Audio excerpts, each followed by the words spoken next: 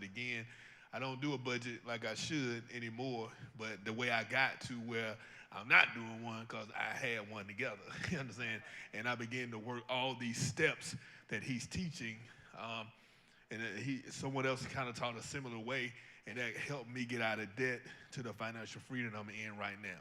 Now, this whole weekend is for us to become financially stable. I was joking around, but I realized that was a serious statement when in jokes, they say it's a little truth. I said, man, yeah, because when y'all get paid, I ain't got to worry about raising offering no more. That's a true thing, though. Because if you all, once you begin to be blessed and begin to walk in abundance, we don't need to do capital campaigns and things of that nature because those who are carrying the church are abundantly blessed. And so when I sit here and match people, I have a whole bunch of people that I need to match because God is going to begin to raise up our financial prowess, our financial knowledge and wisdom, and we're going to walk in overflow. You hear me? I decree and declare that. So Friday, we had our coaches come in from 9 to 12. First of all, can y'all just clap for my coaches, clap for the coaches, because they were here for 3 hours, probably about 3.5 hours yesterday, plus some of them came to the overflow, so they were here for like 5 hours about 5 hours on yesterday, then came to church, and now they're here. That's dedication, and we thank them so much for their dedication. Thank you, thank you, thank you, thank you. In fact, what's so dope is to see, they sleep in the same house, or maybe they made each other come. My trustee chair and my deacon chair were both here for all of yesterday to become coaches, and they were at the overflow, and of course they were at services at 8 and 11 today. So we just thank them for their dedication to make sure that we take New Beach Grove to higher heights. Okay, I don't want us here forever. We're streaming live for those who are live. We want to make sure that we open this up to you. If you have any questions, you can inbox us or you can email us at executive@newbeachgrove.org, executive@newbeachgrove.org. And if you have any questions, and we'll make sure we get it to Brother Joe Sangl if we need to, or we'll make sure that we answer it for you ourselves. If you want to be a part of this, Brother Sangl is going to tell you how you can become a part of what it is we're going to be teaching and a different package that you need to get to have the materials. We're teaching this free of charge, but it is a small cost for the material that you need in order to learn from it, all right? So without further ado, Joe Sangl, again, for those who don't know it, he's the one that helped us with the capital campaign, the architect, the strategist who put our capital campaign together, who helped us get into this building. So we just thank him for his expertise. He's also have taught us before in the past with financial literacy experience. Make sure that he helped free other people as well, all right? What's that mean? That mean you got something in the back for him? I saw you go like this. What if you need them? Pens, if you need a pen, if you need to take some notes, then she got some ink pens back there. I couldn't see all that with the lights. But anyway, without further ado, can we give a hand clap for Brother Joe Sangl of Enjoy? Pastor. Yeah, if you need a pen, you need a booklet, raise your hand right now. If you're online, I'm going to give you a link here in a second where you'll be able to get that as well. For those of you, as you're raising your hands, I'm going to go through a few notes. One is there's going to be a group study that's going to launch here at New Beach Grove. This is a way to register for that, to be notified when it's going to launch, and to indicate when you would like to be a part of it. So the study is going to be on Tuesdays, and it's going to be taught at noon and in the evening service. So if you want to go through that, I teach it via online video, and then there's small group conversation to really help spread out the teaching. There's brand new content in it, additional stuff on retirement planning, on investing, managing with budgets, debt, all that sort of stuff. Today, to tell you where we're going to go, we're going to talk about investing. Who's excited that we're going to talk about investing? You're excited about that? Okay, hands down. We're going to do that about the first 40 minutes. When we're done with that, we're going to stop and do some Q&A, and then we're going to talk about budgeting. Who came to learn about budgeting? Okay, we're going to talk about budgeting. Hands down. Now, and then we're going to talk about saving money. Who came to learn about saving money? I'm going to give you some inflation-busting tips, too. Some tips to bust inflation. Who has felt the impact of inflation in your life? Okay, we're going to try to combat that. We can't make it a go away individually, but we can combat it. And then we're going to talk about paying off debt. Who wants to learn about paying off debt rapidly? Okay, that's awesome. I can send some energy. And then we're going to talk about retirement and how much money you need to retire well. Are you excited about that? Who came to learn about retirement? And we'll wrap it up by showing you how compound interest through investing can help you. We'll do all that in just 8 hours. It's amazing. No, we'll be done no later than 4 o'clock. I'm so glad that you're here. Did that QR code work for y'all? If you're wanting to be a part of the group study, I'll put it up there again a little later. Also, if you're online and you can see this website, go to financiallearningexperience.com. There's a downloadable guide for you if you're watching online.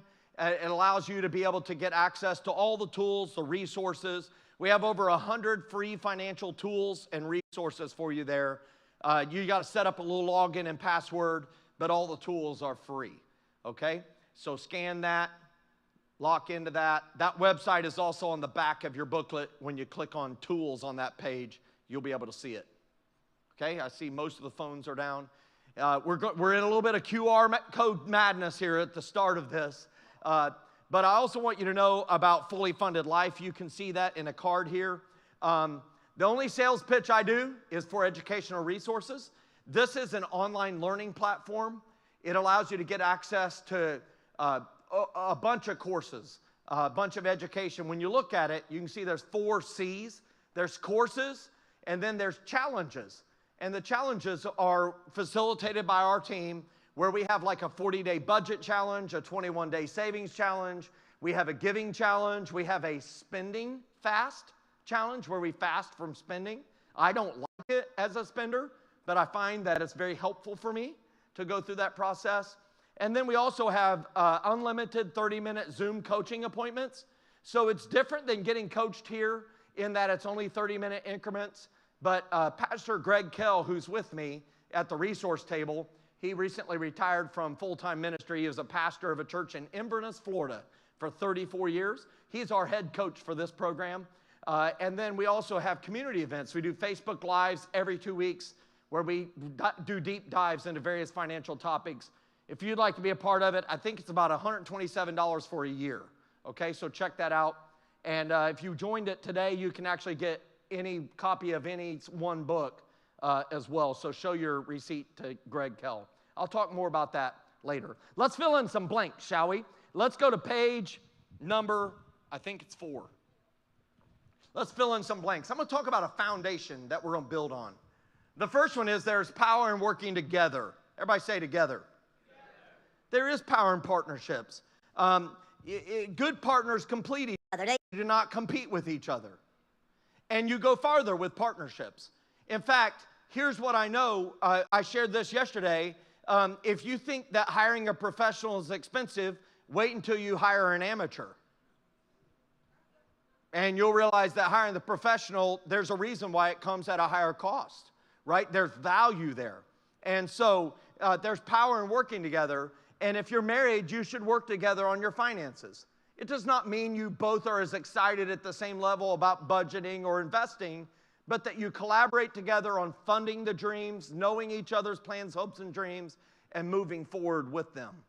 The second thing I learned as I was going through my financial journey is you have to avoid the debt trap. Debt's not a sin. Failure to repay it is. We got to pay what we owe. But don't get so much debt that you just cannot have vision in your life. A lot of people, when they have a lot of debt, describe it as being in the hole financially. Have you ever heard that? I'm in the hole. Well, I've learned something about holes. I've been in some very large holes before, physically. My dad built homes for a living, and we would dig foundations. We're basements, and we're down in the hole. And I learned there's a correlation between this analogy and financial holes, is that when I was down in the hole, I didn't have much vision. I couldn't see very far. I could just see the side of the hole. Does that make sense? And the correlation is huge debt, low vision. Little to no debt, a lot more vision. Okay? Avoid the debt trap. And then the third thing I learned is to develop a plan for your life. Develop a plan for your life. Do you have your plans, hopes, and dreams that God has placed in your heart? Do you have them written down somewhere? If you're married, When's the last time you had a conversation about it and wrote them down? Me and my bride have now been married for 27 years, and a couple years ago, we went off to Charleston, South Carolina, and we had a dream trip again. And we went through 3 days of dreaming. And, you know, sometimes that's helpful. And it turns out we're not the same. Does that shock anyone that husband and bride are not the same? Right? She wants to spend money printing out pictures like it was 1990 and going to scrapbooking events. Does anybody know what I'm talking about? She owns a Cricut. Does anybody know what a Cricut is? Well, I found out. It's several $100s is what it is. And I didn't have to get it. I just understood it was her dream. Does that make sense? I love hunting. I'm going to be hunting tomorrow morning. I'm going to be hunting Tom Turkey, right?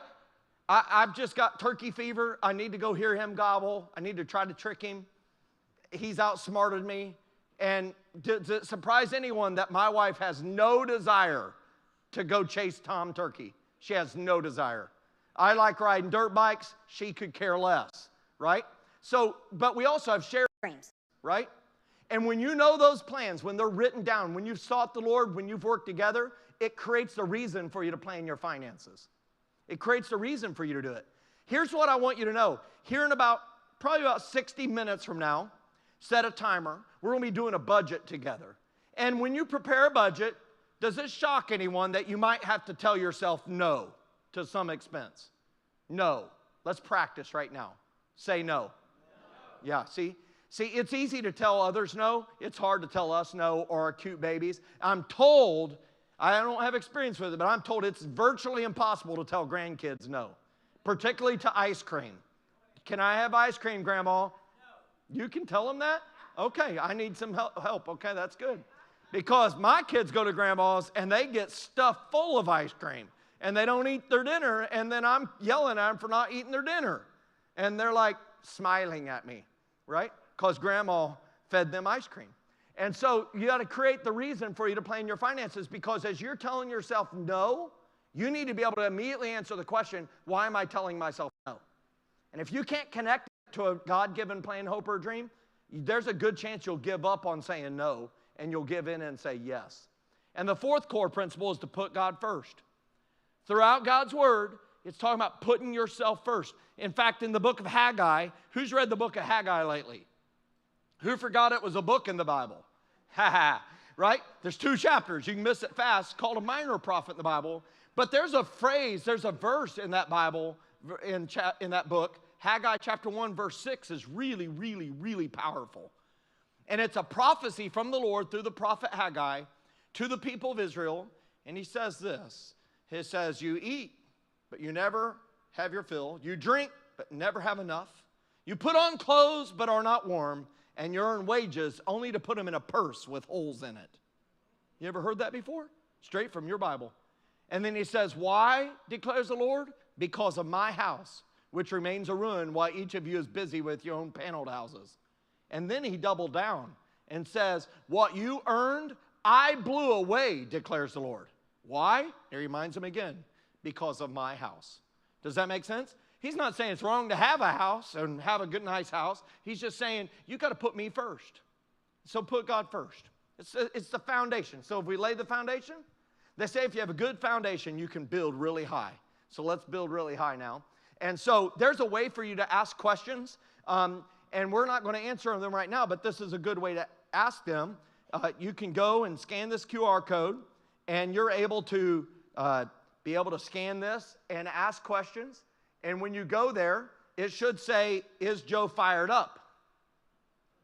And you'll be able to ask your question. If you like someone else's question, you can thumbs up that question.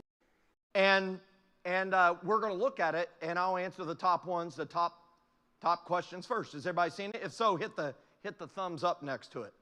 Is it working? You'll also be able to ask questions during each of our 2 question and answer sessions by coming to a microphone, okay? Oh, I've got 7 people who have thumbs upped it. 8? Oh, that's great.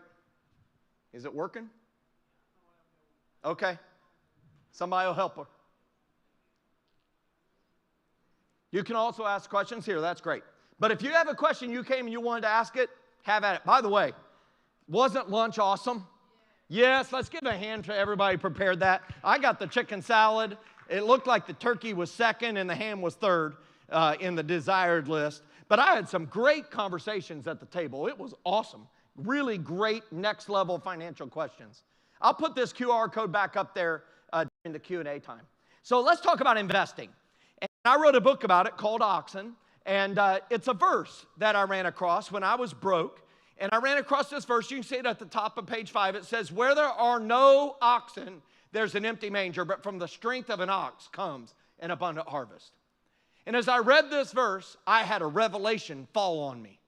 And I really felt the Lord say, read it again. So I read it again. Where there are no oxen, there's an empty manger. From the strength of an ox comes abundant harvest. And I just kept reading it over and over again. I just could not get past it. Has anybody ever had a moment like this where you feel like God's preparing you to learn something?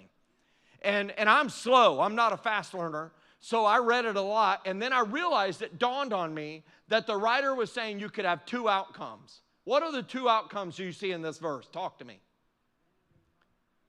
You could have an empty manger, or look at it on page 5, an abundant harvest. Write those two down there on page 5.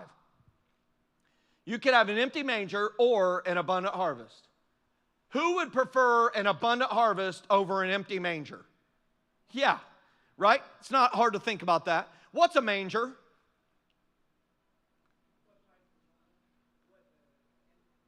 Yeah, what animals eat out of. It's a food trough. It doesn't fit as good in the Christmas song, right? Away in a food trough. Just doesn't sound good. But Jesus was put in a food trough like animals had licked it. For real, right? And as a kid, you know, God will speak to you in ways you comprehend. And we grew up on this farm and we raised beef cattle. Now, some of you understand a certain breed that's been heavily marketed called Angus beef. Has anybody heard of Angus beef? That's kind of a black-furred cow. It's a huge beast of burden. It's awesome. We had basically the equivalent of it that has white fur. It's called a Charolais, okay? And I mean, they are ginormous. And I would feed them every morning and every night. It was my job, chores, indentured service, right? As my parents, no one got to eat for free in our house, and I had to feed them sweet feed. Now, because I know you want to know what sweet feed is, it's corn mixed with oats, and they put molasses in it, which is a thick sweetener, and they love it. And so I would carry this 5-gallon pail of sweet feed up there. It smells good. And I'd pour it into the manger, a wooden manger we had actually built, and they would waddle up there because they were so ginormous, and they would just start eating. I mean, and they can crush a 5-gallon pail of feed. I mean, with that big tongue, you know that big tongue? You know that big tongue? Has anybody ever had cow tongue for dinner? $3.29 a pound? I have. Unwillingly, I might add. It's a great idea for Halloween. Buy one. You can buy it and have it hanging out of your jack-o'-lantern. It's very special. I have amazing ideas. But anyhow, they would eat this stuff, and there's a weird thing that happens at the end as the food's running out. Their eyes are on the side of their head, okay? So this is a fact that you need to know. Do you know how to tell the difference between a predator animal and a prey animal? Prey animals, their eyes are on the side. Predator animals face forward. That's why dog's eyes are this way, cat's eyes. Do you see it? And what are we? We're predators, right? Well, a cow is a prey animal, so his eyes are on the side of his head so he can see everything coming and going, but he can't really see straight forward good, so he does this weird number looking like this. And you guys are fascinated with my stats and facts, aren't you? I can tell you're like writing this down, right? I'll just tell you one more. Does anybody else want another little side fact? Side fact. Do you know how to tell the difference on something's a fish or a mammal in the water? Their tail. A fish goes like this. Mammals do this. Get fired up. Isn't that awesome? I learned that at SeaWorld. Anyhow, I was just there for spring break. But here's what I know is that they do this number, and they look to see if they missed anything. They lick that up, and then they stand there waiting to feed again. And I'm like, you just ate 5 gallons of feed. I'm not feeding you anymore. And all of a sudden, as I'm reading this verse on page 5 there, where there are no oxen, there's an empty manger, I realized it said there's one difference between having an abundant harvest or an empty manger. Do you see it in the verse? What makes the difference? The strength of what? An oxen. An oxen makes the difference. That's what the writer says, right? Where there are no oxen, there's an empty manger. From the strength of an ox comes an abundant harvest. Well, what is an ox? It's a cow. It's a cattle. And these charlets, I'm reminded of this. God's connected the dots for me in a way that I can understand. And I realized in this moment, I had this moment like Clark Griswold in the movie Christmas Vacation, when the power cords finally come together. I had a light bulb revelation moment. I says, that's it. I need oxen. If I want abundant harvest, I need oxen. And I didn't know if God was calling me in the cattle business or what, but I realized that what does an ox do? You know, in third world countries, hey, until we invented tractors, oxen carried the load, right? And if you think about it, which would you rather have? If you have to farm 60 acres, would you rather do that by hand with a hoe and a rake, or would you rather have an ox? I'll choose the one on the right for 100, Alex, right? I'll take that. And a modern day farmer, they use a modern day ox. What do they call that? A John Deere tractor. Let's be very specific. I like green tractors. But here's what I want you to know. A farmer knows it's ridiculous to think that they'll ever have abundance if they don't use an ox or a tractor. Does that make sense? Now, left alone, what does that ox do? Will it say, you know, today I feel like walking over here, building a yoke, putting my head in it, and dragging a plow around? No, left alone, an ox is going to wander around, eat your food, and leave you presents all over the pasture. That's the truth. I lived it. You've got to guide it. And what I realized, this is a revelation, that while you and I may not live on a farm today, it doesn't negate our need to have financial oxen helping us carry the load. You'll have to guide it. But this is very important, because there's a day you're going to be tired. And you're going to need to retire. And listen, there's two ways to produce income, and that is work equals get paid money, and don't work equals don't get paid money. And the second way is get paid whether or not you work. Now listen, type 1 is called a job, yes? It's where you exchange your time, talent, energy, and intellect for a paycheck. And I'm here to tell you right now, when I get done teaching these classes, I get to hankering. That's a thing I learned. I don't know if you know what I mean by a hankering, but I get a hankering for an ice cold Coca-Cola from McDonald's, which I submit to you is the best Coca-Cola on the planet. And I'm telling you right now, those golden arches are going to call my name, and I'm going in there. That one that's right down here, I'm going to be there. See you there. I'm going through the drive-thru, and I'm going to order a Coca-Cola. Do not tell my person who's managing my diet, who's my bride, I'm going to get the sugared one. I'm not getting that Coke Zero one. You have to try it first. No, I'm not. I'm going to get a Coke. Okay? I'm going to tell them I want a Coke with light ice, and I want a McDouble. Okay? Now listen. I know a McDouble does not change shape or size after 2 years in the back of your car, but I like it. Okay? So I'm going to say I want a Coke with light ice, because I have issues. I have issues that if I take 2 slurps, and before I'm even a half a mile from the thing, I'm slurping air, I start having, I mean, I'm upset. I did not order ice. I ordered a drink. So I have issues. So they will say, back in through the microphone in the drive-thru, they'll say, so you want a Coke and a McDouble? I'm like, no, ma'am, that is not what I said. I want a Coke with light ice. I want to see light ice on the screen.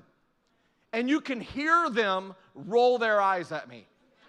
They will say, so you want a Coke with light ice and a McDouble? Would you like 2 hot apple pies for $2? Did I ask for that? Yes. Don't judge me. It's in my budget.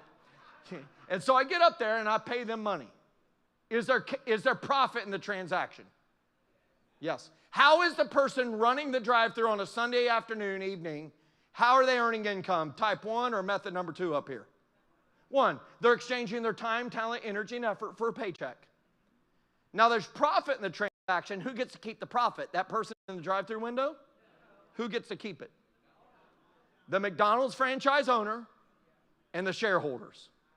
Do you think the owner of this McDonald's down the street is thinking about Joe Sangl driving through her drive-thru on Sunday night? Not a chance, but she gets the money.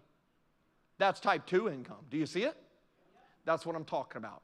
So you need type 2 income because you're going to be tired and you're going to want to retire. And you're not always going to be able to exchange your effort and energy for a paycheck. Are any of you working half days? 12 hours a day? Anybody know those type of half days? You can only do that for a while, right? And so I just want you to know you're limited on what you can produce if you work yourself. The sooner you get oxen, the more you can produce in abundance, okay? And so let's talk about practical ways to make that spiritual principle come to life. One of them is company stocks. Who recognizes these companies? Okay? Who recognizes at least 10 of these companies maybe? Okay? You recognize all of them. Okay? So we've got Coke and Pepsi. Seems like a lot of them have competitors, Lowe's and Home Depot. We have Apple and Microsoft, UPS and FedEx. Do you see it? And so all these are publicly traded at 9:30 tomorrow morning on the New York Stock Exchange or the NASDAQ. They're going to start buying and selling. Make sense? Till 4 p.m. And you can, since 2017, you can buy and sell stocks. You, I, all of us can buy and sell stocks for no trading fees. When I was a kid, it was $75 to buy, $75 to sell. Now it's $0. You can use Schwab, that's my favorite. Fidelity is my second favorite. My third favorite is E-Trade. And then my lesser favorite, but they're very effective, is Robinhood and Acorns. Okay? But you can buy and sell stock tomorrow morning at 8:30. And is that oxen? Let's go to that McDonald's example. How many employees work for McDonald's worldwide? Hundreds of thousands. They're all earning income which way? Type 1 or type 2? Type 1. Are they there, A, to help the company make money, or B, lose money? Make money. The profit goes to the shareholders and the franchise owners. And so you could buy McDonald's stock, and they share profits in the form of dividends. Dividends are type 2 income. Does that make sense? Isn't that exciting? Now, let's pull it up. I'm going to pull up the Schwab app real quick. I'm going to log in with my face, because that's what we do, right? It's weird. I have an identical twin. I tried to log in on his phone, and it knew the difference. It wouldn't let me log in with my face. Okay, let's pull up McDonald's, MCD, and I pulled it up, and they stopped trading on Friday for $272 a share. So for $272, you can become part owner of McDonald's. Does that give you direct access to the CEO's office? No, because there are, let's see, there's 721 million shares.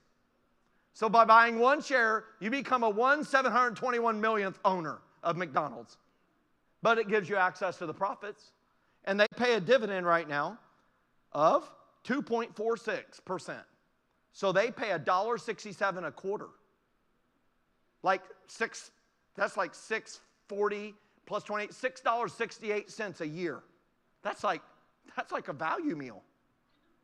Get fired up for each share.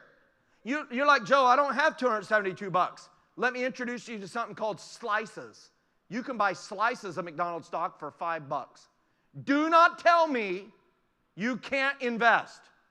Don't tell me you can't. It's a YouTube search away. In Fully Funded Life, I recorded myself buying and selling stocks on every platform. You can do this. Are you a victor or are you a victim? Now, I'm not saying they're right for everybody. I'm just saying this is one type of ox. Does that make sense? And they're very large herds of oxen. Okay, let's talk about some other stocks. We have Radio Shack. Anybody remember Radio Shack? What happened to Radio Shack? It died. Sometimes oxen die. They do. Sometimes oxen get pregnant. They give birth to babies. They do. Anybody here a business owner? Sometimes your business gets pregnant and it gives birth to a baby business. Has anybody ever had that happen? Does that affect the mama business? Does that take capital away from the mama business? Does the mama business have to get prepared for that? Yeah, and then it gives birth to the baby business? Does the baby business, is it automatically profitable? Not always. Hey, listen, if a baby ox is born, you do know that 9 out of 10 businesses fail in the first 5 years, right? 8 of 10 fail in the first 18 months, okay? But watch this. You know why many of those businesses fail? Not because they weren't good ideas, not because they weren't going to be profitable, but because it's the equivalent of a baby ox being born. Splat, there he is, he was born. And you're running up and you're throwing a yoke on it. Get up, what's wrong with you? I need you to plow the field. What's wrong with you? You wouldn't do that. But let me tell you the equivalent of that in a small baby business. We're starting a business. Get fired up. I just signed a 4-year lease agreement. Put a load on that baby ox. I'm going to quit my job. I can't focus on both. And you put your salary needs on it. And then you hire employees. You put that on the back. And you finance your startup costs with a credit card. You kill the baby before it could ever get up. Does that make sense? Yeah.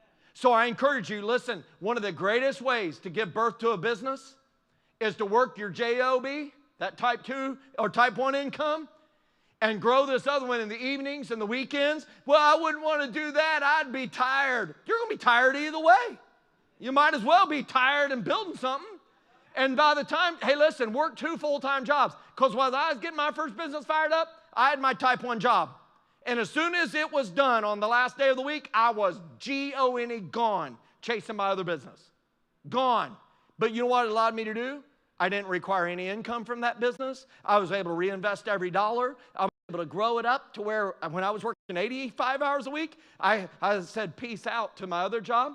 And I was able to put a salary on the back of this business. And it was a young ox, but it just kind of quivered and went on. Make sense? But sometimes they die. I think that's why it says oxen, plural. You need more than one. Okay? So let's talk about a way to diversify, to get a herd of oxen, and that's through mutual funds and exchange-traded funds. If you think about it, the average mutual fund has somewhere between 200 and 1,000 investments in it. Okay? And who recognizes several of these mutual fund companies? Many of you own mutual funds administered by these companies. American Funds. They manage Virginia's 529 plan. We have Janus, Dodge & Cox, PIMCO, JP Morgan, right? The largest bank in the world right now, Vanguard. If you think about these, they have mutual funds, exchange-traded funds, and they have charters for each of those funds. Those charters dictate how that money can be invested. If you have money withheld from your paycheck and put into a 401k or similar retirement plan, 457, TSP, SEP IRA, Simple IRA, something like that, and you put that money into, you invest it in a mutual fund, here's how that functions. Money is withheld from your paycheck. It is forwarded to the mutual fund company based on the directions for investment. The mutual fund managers, do you think they throw a party and say, woo, Shauna, send us money. Let's throw a party. No, they have to follow the charter. And let's talk about American funds. Now, for full disclosure, I own this mutual fund. All of my investments are publicly disclosed. If you go to iwasbrokenimnot.com/investments, you can see them all. I update it every March, just released it again. I'm not sure it'll work for you, but it's worked great for me. And if it's publicly traded, I list the ticker symbols. But the Investment Company of America Mutual Fund, stock ticker symbol AIVSX. That fund was formed January 1st, 1934. That is older than my father, okay? Its compound annual growth rate has been 12.1% since January 1, 1934. Is that pretty good? Its charter says that the managers can only invest in growth and growth in income companies based in the United States of America. So they can't invest in British Petroleum, not based in the U.S. Doesn't mean it's not a great company. The charter won't allow it. Make sense? I also invest in another fund with American funds called the New World Fund. Well, that charter says it's investing in businesses in emerging economies. You know, countries like Indonesia, the Philippines, Malaysia, right? Does that make sense? So it has very little invested in the U.S. because it's investing in emerging economies. There are other mutual funds that are based on sectors, healthcare sector, IT sector, AI sector. Does that make sense? So look at the charters and figure out whether or not any of those make sense for you to invest in, okay? But it gives you diversification, and Ecclesiastes 11:2 says invest in 7 ventures, yes, and 8, you do not know what disaster may come upon the land. So you got to spread it around. The statement we would say on the farm is, don't put all your eggs in one basket, okay? So many of us are diversified, and we have oxen, but they're all based on the market. And the market's doing good, we're like, this is awesome. And when the market's bad, we're like, this is not awesome. So I encourage you to be diversified within the stock market, but also outside of the stock market. So I want to talk about some other investments that are not market related. And I'm not saying they're right for everybody. I'm just wanting to expose you to different ideas. One of them is real estate. Now, that should not be a shock in this house. You might have heard of, a real estate company around here, some real estate agents, a brokerage. But here's what I know. Real estate is mentioned next to generosity in the New Testament in the book of Acts. Acts 4. From time to time, those who owned land or houses sold them, brought the money, laid it at the apostles' feet. Joseph, whom the disciples called Barnabas, which means son of encouragement, sold a field, real estate, that he owned and brought the money, laid it at the apostles' feet. So there's 3 types of real estate I'm going to review quickly. One of them is commercial real estate. This could be an office. If you own a business and pay rent to have an office space, could you one day own that building? And you're paying rent from your business to your real estate business. Money transferring this pocket to this pocket. I do that. My last lease I signed, I realized at $7,000 a month that I just spent $250,000 for that 3-year lease. And I said, that's the last time I'm doing that. And I went and bought a commercial real estate lot and made plans to build the property, had it all designed, and got it finally designed in March of 2020. Get fired up. And I set a very nice fire with those plans. And I ended up finding a brand new commercial property for less than the down payment was going to be on that building. And so I bought it instead. And then I sold that lot last year for 2.5 times what I bought it for in December of 2016. I'm fired up. So here's what I know, commercial real estate. I like it. The second type is residential real estate. This can be as simple as renting out a room in your house. They now call that house hacking. My daughter, as a junior in college, bought a 4-bedroom house. Why did she do that? She knew. She had seen a cousin do this. So she rented out the 3 spare bedrooms to college friends. She didn't even make that house payment. She bought it at 2.5% interest for 30 years. And she ended up collecting, she made money on top of it after paying the payment. And she sold it 3 years and 1 day later, $47,000 gain. She's 24. Get fired up. And I said, do you know how long it took me to get $47,000? And she's like, she didn't care. She's heard dad's stories. Okay? But real estate, it could go to duplexes, multiplexes. I invest in multi-unit apartment complexes. Okay? If you want to learn about that type of real estate, I encourage you to check out a podcast called Bigger Pockets. In fact, on page 11 is a page where you can write down action items, things that you want to do or pay attention to. It's a spot to write notes. If you want to learn more about rental real estate, of course, talk to Overflow Investors, Willard Maxwell Realty. But I will tell you, there's great lessons to learn from the Bigger Pockets podcast. My favorite episodes are pre-2020. They did a lot more interviewing of real-world investors, and they made them share real data. They kind of changed the hosts starting in 2020. But I really encourage you to check it out. There's over 500 episodes. They're really, really, really good. The third type of real estate is raw land. I like raw land. They're not making much more of it. You know, that island in Hawaii is making more land. You remember when it blew up in the neighborhood, Leilani Estates, and flowed down in the ocean? Do you remember that? Did you know it made 770 acres of new land above sea level? Do you know how many acres are in a square mile? Anybody know? 640 acres. So more than a square mile, God made new land. But I hear that's a hot real estate market. I knew you would lava my joke. It's bad, I know, I snuck it in there. But I like raw land. And currently, right now, I have a 238-acre farm in South Carolina, and we're logging it. And so we just finished hauling off the 269th semi-load of trees. And so we're going to be replanting it next year. It's going to be a lot of fun. But real estate. Another one is small business. Your small business is an ox. Sometimes it's wild and untamed because you have customers, and customers are crazy. Can I get a witness? And sometimes they don't pay when they say they will. And suppliers are crazy and all that stuff. But small business can allow you to have profound impact on your financial life. Some people like the idea of small business, but they're not very entrepreneurial. There's still a way to go into that, and that's through franchises. So franchises kind of come along with air support, and some of it tactical. Business training systems, employee training systems, location assistance services, national or regional marketing budgets. All of these companies offer franchises.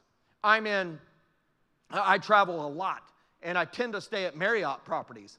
And so Marriott properties are real good. I stay at Marriott properties a lot, and whenever I check in, at the side of the desk, it says this hotel is owned and operated by. That's the franchise owner. Now, how many nights do you think I have stayed at a Marriott franchise? Anybody know? I've been traveling for 15 years, 17 years. 5,000? It's not 5,000. It's not that bad, but it's bad. 1,229 nights. 3.7 years of my life have been in a Marriott property. Okay? So I audit their systems. And in my 1,229 nights, that's a lot, I am lifetime titanium elite. That gets me a free bottle of water when I check in. Be jealous. Contain it. It actually lets me check in at any time I want. I flew into Phoenix for Purdue University's national championship try against UConn. And I got there at 7:35 in the morning. They had me checked in at 11 a.m. It was awesome. And I went to sleep. And then my team went to sleep because UConn bludgeoned us to death. And so they're better than us. But we got second. Get fired. Don't cheer in front of me. Cheer outside of here. No, it was really good. A great year. But all these, listen, if you want to learn about franchises and be entertained, go on Netflix and watch the movie called The Founder. And the movie The Founder is awesome. It documents how Ray Kroc met the McDonald brothers and saw their speedy hamburger system and said, that right there is an idea. The McDonald brothers couldn't figure it out. Newsflash, spoiler alert, the McDonald brothers got a couple million, Ray Kroc became the billionaire and built McDonald's worldwide. And so, great way to learn about franchising. And of course, there are a lot other franchises that are out there. I'm currently in the running for a Marriott franchise. I'm looking to build a hotel. Okay? And the last thing that I want to share here is a talent that you possess. A talent that you possess. And so, I love talent because it's God-given. Talent is God-given, yes? Can we all see, let's say, could Whitney Houston sing? I'm just asking. You know what I learned in South Carolina when I moved there is if somebody can really sing, they don't say they could sing. They say, that girl, she could sing. She sang. And Whitney Houston could sing. Now, that girl from Philly, she passed on to glory. But she's still singing. How? They made recordings, right? Truth is, many of us bought her first album on an 8-track. My older brothers did. And then we bought it on a cassette tape. Same songs, different media. Then it came out in compact digital audio quality CD. Get fired up. And then we stole it on Napster. Who stole songs on Napster? I've repented. Okay? And then we bought it for the iPod. And then we bought it for the iPhone. And now we play for Apple Music, Spotify, and Pandora. We paid for the same song 6 times and stole it once. So I'm going to say a statement. In the statement, I'm going to use the word it, okay? And when I'm using the word it, I'm referring to your talent, okay? I don't want you to take disrespect. I'm just trying to use it as an all-encompassing word. You ready? So if you have one of those special talents, if you're a computer hacker, you can create software, right? Maybe you're an artist. I don't know what it is, but if you can systematize it, then you can monetize it. Make sense? And That's really important. So Thomas Kinkade, the famous painter of light, it's estimated 1 in 4 American households have a copy of one of his prints in their house, on a calendar, on a mug, whatever, right? But poor Van Gogh had to paint a new painting every time, right? But they've learned how to reproduce things. And so that's really important. How do I systematize our stuff? Through books, through Fully Funded Life. Does that make sense? And so I don't know what your talent is, but if we can connect it to that, that will be awesome, and you can monetize it, okay? And so I'm going to open it up for any types of questions that you may have about investing, and then we'll dive on to budgeting. So scan the site. You can see the questions. Also, if you're not able to ask the question online, you can come up to either of the microphones and ask the questions as well. Scan.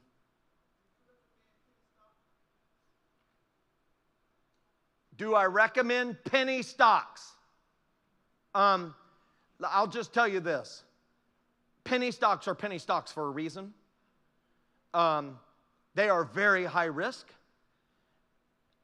I have purchased penny stocks in the past. I only use my what I call greedy money investing pile for penny stocks. It's the same pile I use for crypto purchasing, okay? And it's very limited. I use just a little bit of money for that because I want exposure to it, to learn about it, and if I believe maybe that business could make a recovery. But in general, in my overall investing strategy, penny stocks don't even register as 0.01% of my portfolio. So it's virtually nothing, okay? Great question. How to start a 501c3 for a business? That's a great question. So basically saying, how do you spin off a nonprofit that is supported by a business? Is that what it is? Or are you trying to convert a business into a nonprofit? Whoever asked that question.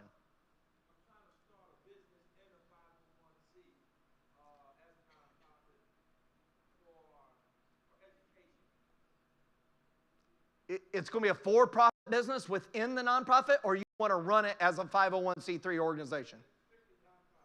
Okay, great. So what you want to be able to do is go to the IRS website for the filing instructions for a 501c3. And when you organize it within the state, you're going to file it as a 501c3 organization. And that's what you need to do. You can go to LegalZoom.com, and they actually have the step-by-step process where they can take care of that for you. And I think it's like a couple $100. Okay? And it will ask you every question that you need to know. Is it going to be organized in the Commonwealth? Okay. So the thing about LegalZoom.com is it's specific to your state. So it will see your address, and it will make sure it conforms to the Commonwealth's laws. So I would start there. By the way, LegalZoom.com, little backstory, who founded LegalZoom.com? Anybody know? Robert Kardashian. And it's how the Kardashian family made enormous amounts of money, was through LegalZoom.com. Many of you remember that Robert Kardashian was one of OJ's attorneys, and he got the idea that said, hey, every state needs the same things, but their laws are different because of states' rights. And he came up with that system using the internet, LegalZoom.com. Fantastic for all legal documents. I've used it multiple times. Pretty amazing, isn't it? And of course, the daughters have used that as a foundation for amazing financial success. Okay? We've got a lot of thumbs up. Oh, so I'm going to give a thumbs up back. Are I-bonds beneficial to have? Excellent question. I-bonds are very good, but I consider, just to be clear, that I don't consider that invested money. So I have a personal rule that any money that I might need in the next 5 years, I won't put it at risk in an investment. That's savings. I'm going to put it in FDIC insured, protected, no risk. I-bonds are what I call no risk. I-bonds right now are paying around 5.27%. It resets every 6 months. You can buy them at treasurydirect.gov. I also like buying treasury bills and notes. I participated in the auction 2 weeks ago at treasurydirect.com and bought 8-week, 13-week, 17-week, and 26-week bills. So I encourage you to check it out. You can also buy double E bonds. Right now, a great strategy for your savings, or if you want no risk, but you want good reward right now, your risk-free rate The risk-free rate used to be like 0.5% interest, but because of inflation, right now your risk-free rate is around 5.35 to 5.5% on CDs. So I would encourage you, and I work with my parents on this and help them structure it. You can create something called a CD ladder or a treasury ladder. And the way that works is, let me give you a quick example. Let's say you have $40,000 that you don't want any risk with, but you're willing to leave it alone a little while. You can build what we call a quarterly ladder. You put $10,000 today into a 3-month, 6-month, 9-month, and 12-month CD. Does that make sense? In 3 months, your 3-month will mature. You make a decision, do I want it or not? If you don't want the money back, you roll it to a 1-year CD, which is now on our time continuum starting at 0, is 15 months out, right? Now in 6 months, the 6-month one comes due. Do I want to keep it in CDs or do I want to take it home? I don't need it. You can re-up it to 1 year that matures in 18 months. Make sense? So every 3 months, some money's coming up that you can make a decision with. You can also do that in 1-year increments, 2-year increments. You can build ladders in Schwab and Fidelity. Very simply, very easy. I've done it. I've recorded it. You can see it on YouTube. Okay? So treasury ladders are fantastic risk-free ways to make money. Savers are being rewarded again. That's a great question. Are there any other questions? Yes, sir.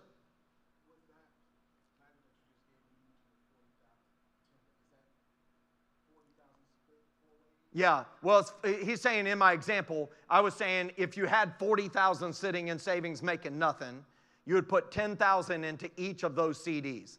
And so $10,000 would come available every 3 months.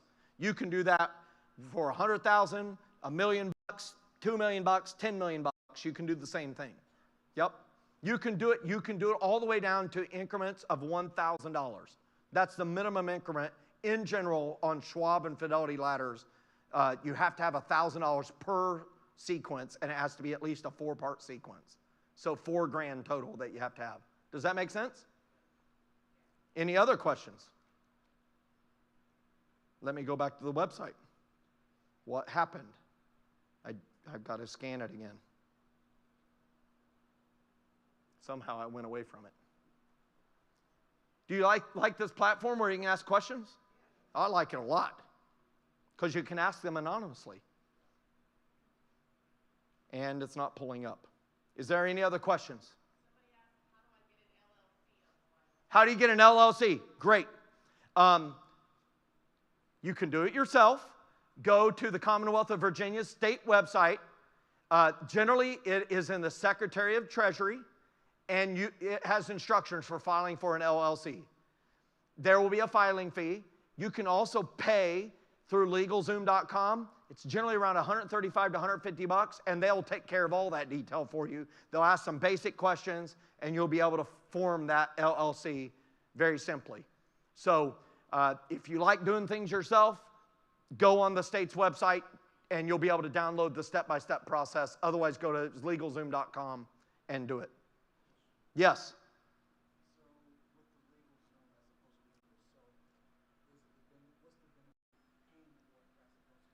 Yeah, what's the benefit of paying for it on LegalZoom versus doing it yourself? You don't have to do all the searching and discovering process of Googling, clicking here, clicking there. I don't know if you know this, but not all government websites are easily navigated.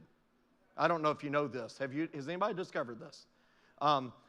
Because their priority isn't always ease of use, it's security. And security and ease of use are two different things. That's why TSA is a mess, right? Their job is not to be efficient. Their job is to be safe, right? Then efficiency is second. Okay, great. Great question. I'm trying to get my license and start my business, concrete business. How do I go about getting a business license? You got to get a business license. So what I would encourage you to do is to go to a local homeowners or home builders association and find the concrete builders in the area and ask them to mentor you. If they view you as competition, then go to the next neighboring city and go there and ask them, saying, hey, I'm trying to build one down here. How did you do that? That's getting mentoring from others who've been there, done that. Great question. As a 14-year-old, how can I earn more money for spending and invest it in stocks? Well, I like that question. It's called work.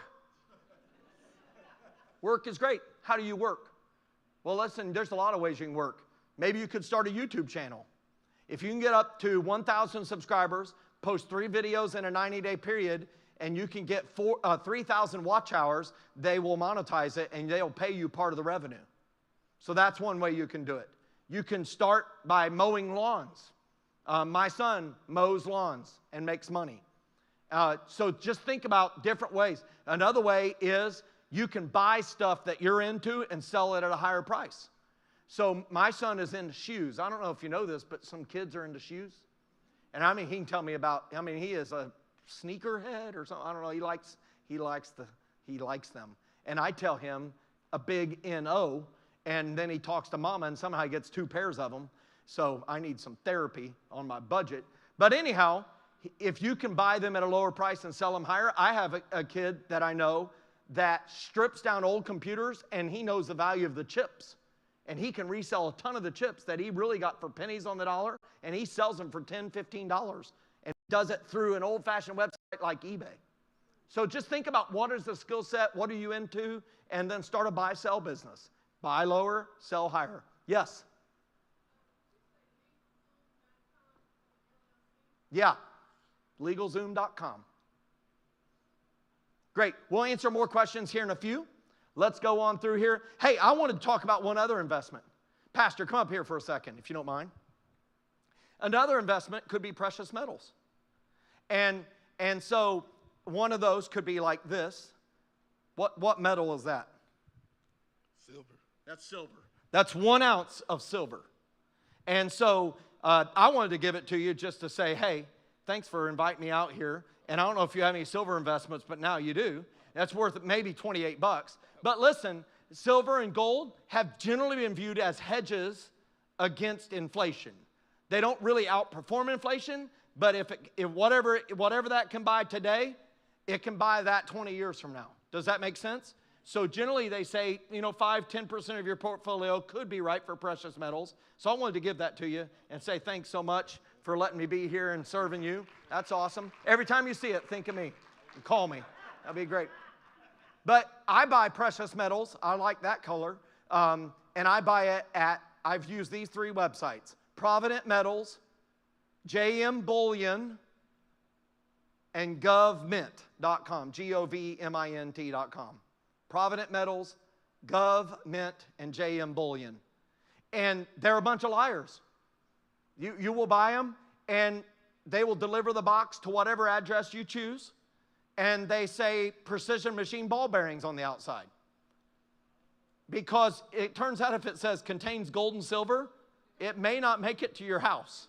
So I would encourage you to check it out. Okay, so that's a precious metal thing that I wanted to include.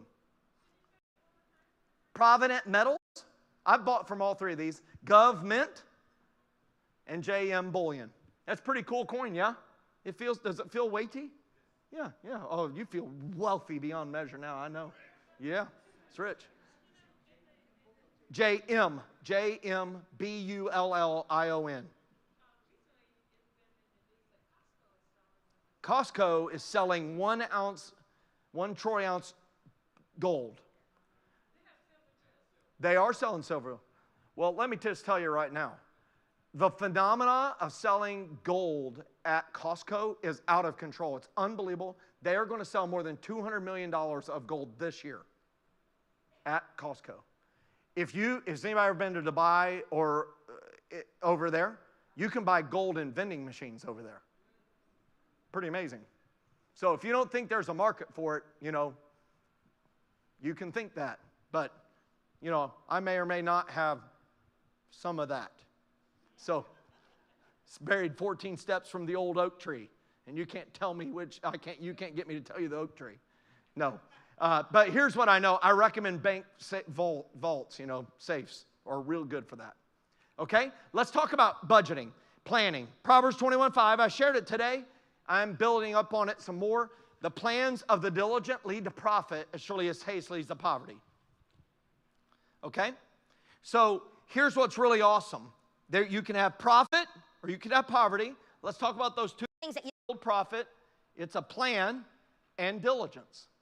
When you have a plan and you're diligent to follow that plan, well then, you can expect profit. Is it okay to expect profit? I mean, if you start a business, do you start it to not make profit? Why would you put up with the headaches to not make profit? You know, Warren Buffett has 2 rules of business. You know his 2 rules. Rule number 1, don't lose money. Rule number 2, when in doubt or when you forget, refer to rule number 1. Yeah. And so, let me ask you another question. Can New Beach Grove run nonprofit? Nonprofit is a tax status.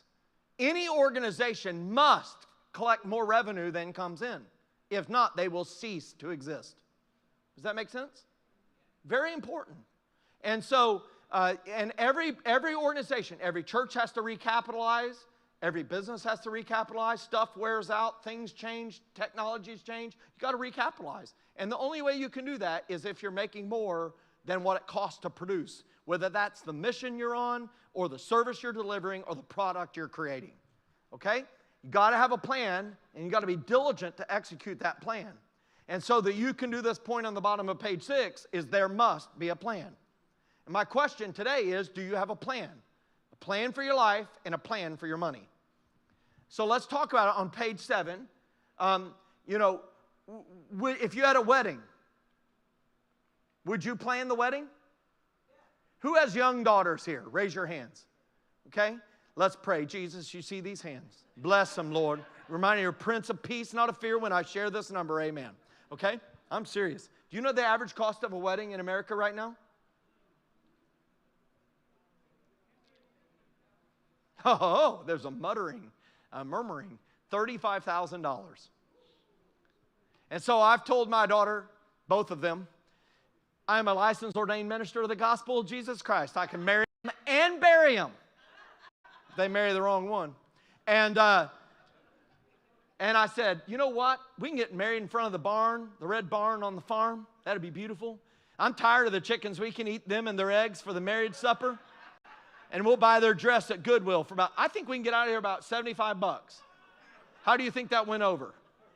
Like a submarine with screen doors. That's how it went over. Okay? So I'm saving, and I have saved. But would you have a wedding without a plan? We plan a lot of things for weddings, don't we? Name the things we plan for weddings. The venue. It's not the location, it's the venue. The caterer. The photographer. Flowers. The entertainment. Decorations. Oh, that honeymoon, get fired up. Should we have a minister there? Should we figure out who we're marrying? Should we have some people stand up with us? Is there certain people that are invited? Are there others who are not? Of those who are invited, can some not be allowed to sit next to each other? These are very important things that we plan. Okay? And we spend on average $35,000 on a wedding as collective as Americans, okay? My goal is to reduce the average. I'm going to do my part, okay? But listen, then we'll pay the minister who gives up their entire weekend $50. Am I lying? He did not tell me to say that. I'm just saying that. So I would just say this. Whoever marries off my daughter, I'm not marrying them off. Whoever marries them off, they're going to get paid. Because they got their whole weekend, and they're not going to sit and see me spend all that money, and I'm not going to bless them. I'm going to bless them. Okay? But watch this. We get married. How long, if you've been invited to a wedding, how long do you want that marriage ceremony to last? Not an hour. No one will tolerate an hour. I've done wedding. I think I got about 23 minutes. After that, it's on to the party, right? So we get married. Have you been to an hour-long wedding ceremony? I have. Okay? It's like the food had better be great. Make me sit here and hear about how much they love each other. And then we go over to the party. How long's your parties last around here? Now listen, I grew up in church. This is how weddings went.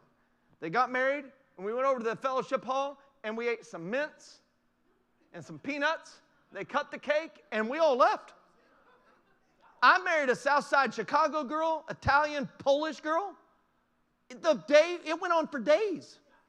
They had Italian beef sandwiches. They had all this stuff, a sit-down meal. I was so confused. I was plotting my escape, not from her. I was taking her with me. But here's what I know. When we get married, and we're now married, how long is that supposed to last?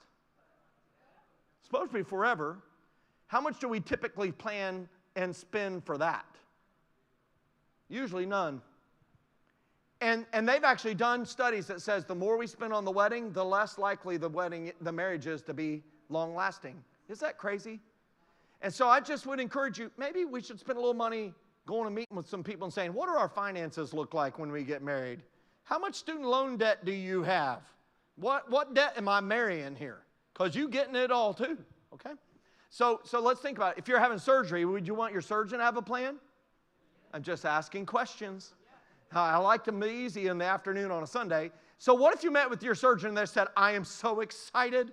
I just got my WebMD score up from an F to a D-. What would you say? Woo! Look at you. Or they said, you know what? I got this spork at Taco Bell, and I'm going to cut on you with that. I hope it works well. You know, it's like, I want to hear plan A through Z. I want to hear that they have an A+++, right? How about you? Okay? So why on earth would we not have a plan for our money? True or false? Everything in your life, directly or indirectly, takes money. True. So why don't we plan it? I don't know how. That's an excuse. I'm tired.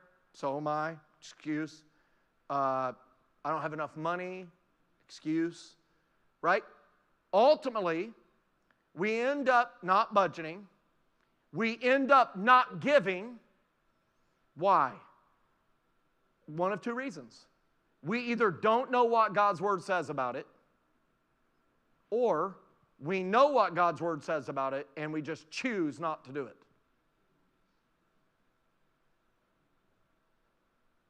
Can I step on the soapbox for 1 second? 1 second. Just get everybody good and mad. Wake everybody up. Here's how. You say you can't have time to budget. How many hours did you spend on fantasy football this last year? Okay. Everybody's like proud. Ooh, none. I can confidently say none. Okay. How many hours did you spend in the last year binge watching your favorite show? How many times did you swipe the Amazon buy now? I'm getting most of y'all. None of that's necessarily bad, but it's bad if it comes at the expense of. Does that make sense? So I found that I will promise you, preparing a budget is nowhere near as exciting as talking smack about my NFL fantasy football team. Nowhere near as fun. So I allocate time on my budget, and I have made it my habit. Does that make sense? And then my wife has chosen to be a part of it. And as a result, we make progress. And then I can go do all the fun stuff, and I don't have to feel guilty about it. And the cash is there for me to go hunting. The cash is there for her to get her cricket and her cricket supplies, and she makes these cool books. Make sense? Okay? So Luke 14:28-30 documents something Jesus said about it. He says, suppose one of you wants to build a tower. Will he not first sit down and estimate the cost to see if he has enough what? Oh, he's on the topic, money to complete it. For if he lays the foundation and is not able to finish it, everyone who sees it will ridicule him, saying, this fellow began to build, but was not able to finish. So I want you to be able to finish. And I encourage you on page number 7, and this will be lesson number 1 of the group study, where we're going to teach something called the ladder. And rung number 1 is to write down your plans, hopes, and dreams. And so I encourage you on page 7 to write down a few of your dreams right now. Where do you want to travel? Write down where you want to travel to. Maybe a few of you could share out loud what you're writing down. Where do you want to travel? Kenya. Dubai. She's been there. Should they go? Yeah. Where else do you want to go? Fiji. Jamaica. I've been there, and it's great. Great, great. Italy? Yes. I've been there. That was also great. Okay, Alaska? Spectacular. It's unbelievable. I've never seen anything like it in my life. I've been 7 or 8 times. Awesome. But listen, planes leave on the hour, and you can go. But does it cost money? Okay. Anybody want to start a business? Write it down. Anybody want to help your kids or grandkids with college or educational expenses? Hey, a great way to invest for that is the College Choice 529 College Savings Plan here. It's administered. It's the best one in the nation. It's a Virginia one. It's administered by Capital Management Group, American funds.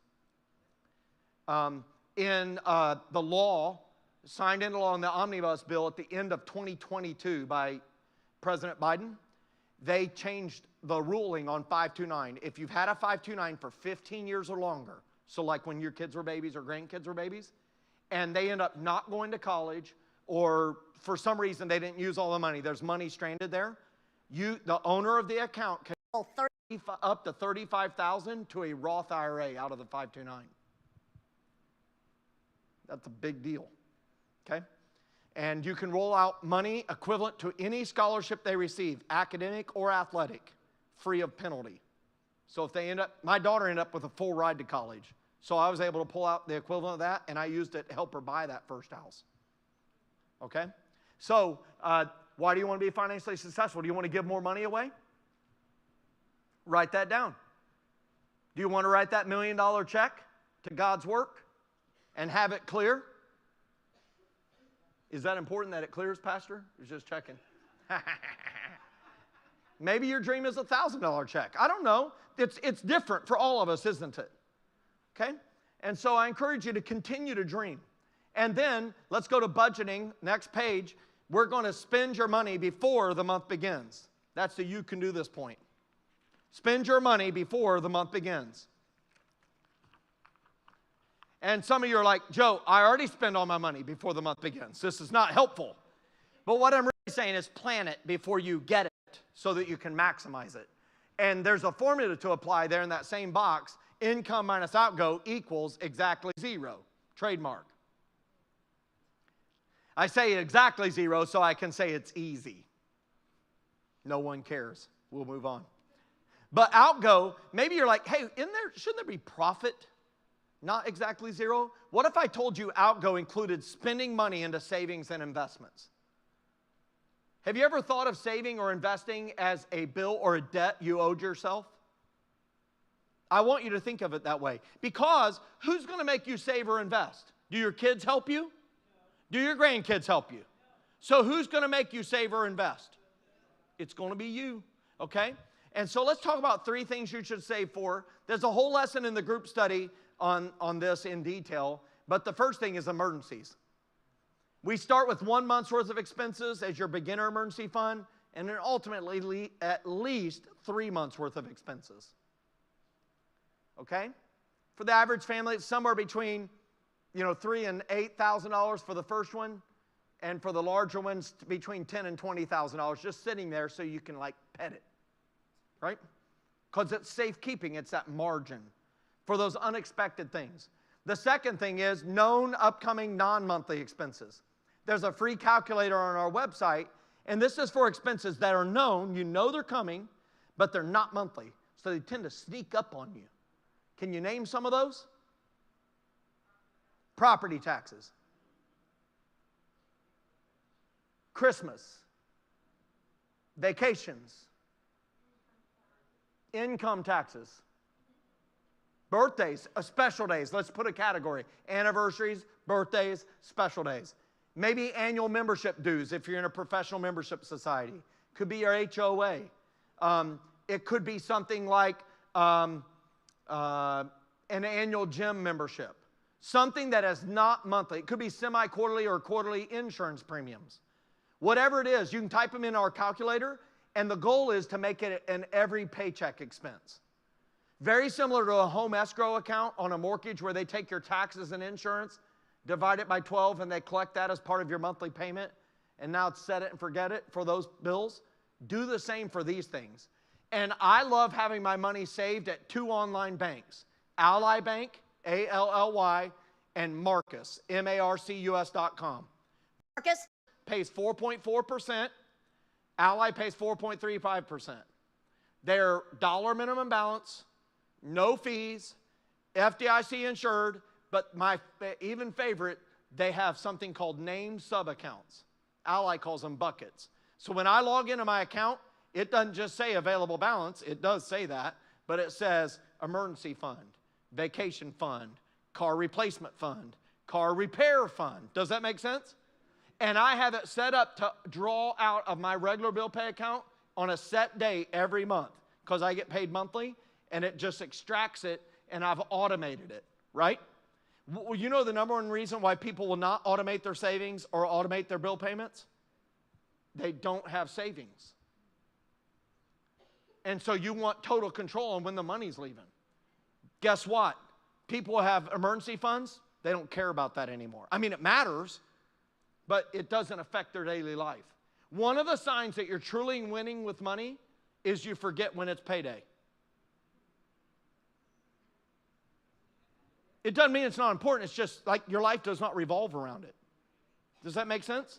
Another sign that you're not winning with money is you know the payday rules. Oh no, payday fell on Sunday and there's a holiday on Monday. We're going to starve till Tuesday. We got $7 till Thursday. Don't breathe. I said don't breathe. Right? And I'm just telling you, you know, if you don't knock that off now, when are you going to knock it off? I would knock that off. Hey, listen, all of this life, in this life, you will have trouble. Isn't that what the Bible says? Yeah. But can we at least have the problem change names instead of just money problems? I just resolved, I want some other problem. Because if I have the same problem over and over and over and over and over and over and over and over, I think I'm going to be depressed. And so I'd rather have another problem. Okay? So that's why one of my reasons I resolved this. The third thing you need to save for is your dreams. Because there's few things that will get you as fired up about managing your money well as accomplishing a dream. I promise you, the day that my wife landed on that plane next to me in Hawaii, she was fired up. That girl loves like tropical. And when she landed in Honolulu, I almost didn't get her back to the mainland.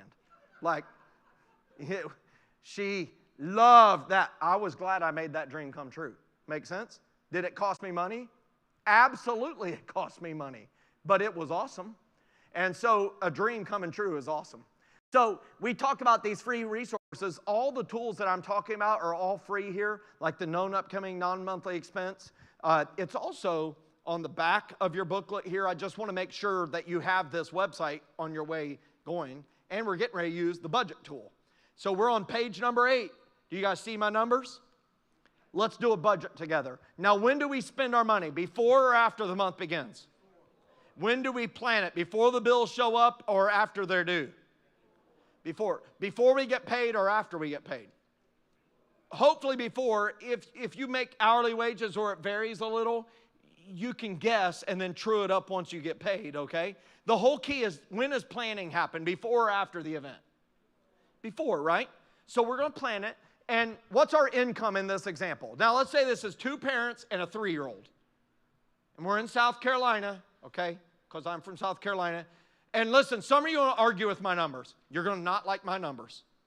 So please, I'm okay with you don't like my numbers, but don't miss the tool I'm teaching, okay? Because you're accountable to God for your numbers. I'm accountable to God for my numbers, okay? So what's my income in this example? Take-home pay. And income minus outgo should equal what? No, exactly 0. If you say 0, I can't say it's easy. And then my trademark is worthless.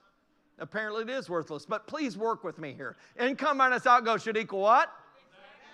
Yes, trademark infringement. You all owe me a nickel. Okay? And it turns yellow. Do you see it? So it means caution. There's money that's unplanned. What happens to money that's unplanned? It sprouts wings and flies away. okay, especially if you're a spender. So we got to plan every dollar before the month begins. What's our first thing that should go in the budget? Well, I forgot I have some inflation tips. So yes, tithe is the right answer. But I wanted to give you some tips on boosting your income. Do you guys want to hear these or do you want me to skip it? No, I want to help you. This is awesome. So pay raise. Who wants a pay raise? Pastor, you missed your chance. I just gave you the shot, and he does not. That's great. Okay, but watch this. If you want a pay raise, let me tell you, you do not get a pay raise because you breathe air or because you chose to increase your personal expenses. You get a pay raise because of your ability to add value to your organization in the accomplishment of their mission and vision. And the more conflict you resolve successfully for them, your pay will be commensurate with that. Okay? So, education is one great way to get a pay raise. Okay? I view all education, when I get someone to get me education, a college, some training course, I am hiring a consultancy to equip me to add more value to my organization. Make sense? I do not want that to be a bad investment. So my recommendation for college is that you look at salary.com and look at that degree and say, or that education, that certificate, and say, what is the average going pay for that certification if I get it? Does that make sense? And don't get debt related to that education more than half of that year's salary increase. So if you look at a degree and you have no degree, and you look at the degree and it says it's a nursing degree, and you look up that nursing degree, 4-year RN, that you can make $70K. Let's say it says $70K. The ideal would be have less than $35,000 in student loan debt when you're done. Make sense? It's the only debt you cannot bankrupt on, that and taxes. So you've got to make sure it's manageable, and if you want it to be manageable, half of that. How do you do that? Apply for every scholarship. Listen, I applied for every scholarship. I got a scholarship for girls. I'm not kidding. You know why? No girls put in for it. I got a scholarship from a sorority. From the Psi Iota Xi women's sorority, because I was a puppeteer in the puppet ministry at our church. That's why they awarded it to me. And no girls applied. That's awesome.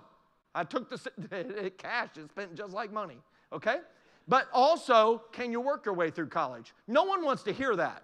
But it's a great way to make sure it doesn't knock you back financially. I went as an engineer. I'm working for this company, a very large company, Allied Signal. We purchased Honeywell and took the Honeywell name. And they had an educational reimbursement program that if you said, I want to get education, they would education reimburse it. You would take the class, get a C or better. They would give you the money. And when you graduated with a degree, they would give you a bonus. So I said, hey, I would like to go get my MBA at Clemson University. And so they said, signed off. I went. I had to front one semester's worth of money. And I did fantastically. I graduated. They gave me a $5,000 bonus and then promoted me with a $25,000 raise. It cost me nothing but time, a lot of time. But was it worth it? I will tell you, they gave me money. That was great. But the education was phenomenal. It made me a fantastic business leader. And I will tell you right now, it's why I own 9 businesses and we keep them between the ditches. Okay? So it's awesome. Okay? So another way, just to remember, resolve conflict, provide solutions. Now hear me on this. I want to be very clear. Just because you can point out problems does not make you add value. I call you a problem pointer outer. I don't like problem pointer outers. I can point out problems. I mean, good grief, I don't need you to point out the problems. I can point out 151 problems right now. Right? I like people that present a problem and say, I've got 3 solutions. I've already field tested one of them. What do you think? Oh, come over here. We're going to have a conversation. Does that make sense? And so I will just tell you, if you want a pay raise, that's a great way to do it. Other income ideas, a side hustle. What can you do on the side that does not interfere with your daily work, your ability to add value, does not compete with your current job or business, but it can make money? I love this when my employees do this. I've got one employee, She designed the covers of my book. She's a graphic designer. She does other people's book cover designs. She also does website work, and she trades her website work skills for free visits to the chiropractor. She's doing the barter system. Does that make sense? And so she's doing side hustle work that keeps her costs low for chiropractic work, but also some income. I have another one that's an artist. She's a painter, and she paints pictures of people's pets, right? She's a marketer for us, but that's what she does on the side. Isn't that great? I love it. And so maybe you could start a small business.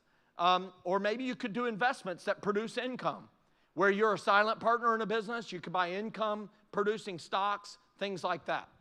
So I just wanted to give some ideas for some additional income. Now we're going to put in our first outgo item, and that's God first. And do we tithe on the gross or the net? Okay? And so we put it in there. It does the math for you. And we move on. What's next? The emergency fund. How much is in that budget? 200. Do you see how it does the math for us? Feel free to ooh and ah. I don't want you to keep that held in. Hey, a pencil, paper, and a calculator still works, so if you like that, do that. But I like this because it does the math for me, and I can just focus on decision making. Plus, my math skills could be a little sketchy at times, especially when I'm furious about my money. Okay? So we put in our mortgage, and we get everything in there, and it's overspent. Can you live that way, yes or no? I lived that way for years. How do you live that way? You're going to end up swiping the credit card. Swiper? No swiping. So, because you did this before the month began, you see the problem long before it's an actual problem. One of the great things this process does is makes you a visionary for your own household. And you can see the problem. And let me tell you, you're all smart. We're all smart. And if we can see the problem and you give us a few weeks, we can fix that problem. The problem is, if we don't see it and all of a sudden we're out, we can't say, I'm going to go pick up overtime. It's not enough time. Does that make sense?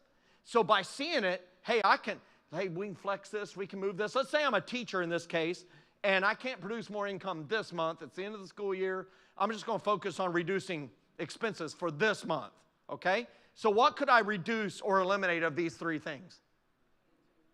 Entertainment, spending money, okay? How much spending money should we take out? 100, 150? Okay, we're going to take a vote. Four options, okay? Do not vote yet. We're going to take out all of it. We're going to take out 150 of it. We're going to take out half of it, or leave your filthy hands off my spending money, okay? So who says take it all out? Okay, I like it. Hands down. Who says take out 150 of it? Ooh. Who says take out half of it? Who says keep your hands off my spending money, you filthy animal? Uh-oh. Here's what I would tell you. My experience, extremes rarely work. And true or false, we've all tried budgeting before. True or false? Usually when we tried to prepare a budget, it was out of frustration or anger with our current situation. And I found that when I'm frustrated and angry, I tend to lie to myself. That's it. We're going on a budget. Get in here. You spend too much money at the grocery store. You get $7 for next month. We don't live out of the pantry and the freezer. I can't even get in there. I looked in there, some couscous. It had a 10-year shelf life. It's got 4 days left. And we're going to have canned spam and canned salmon. We're going to have spammin'. It's going to be delicious. And mystery meat Monday. How long are you going to live on that budget? Not long. Like 30 minutes. So you're going out to eat with a credit card, right? So maybe we cut it in half. It's different for every household, okay? And so entertainment, my basketball game. Can I watch it on TV? Okay. So what if I go to the movies instead? Watch it on TV too? Okay. Take it down to $40. Okay. And what about groceries?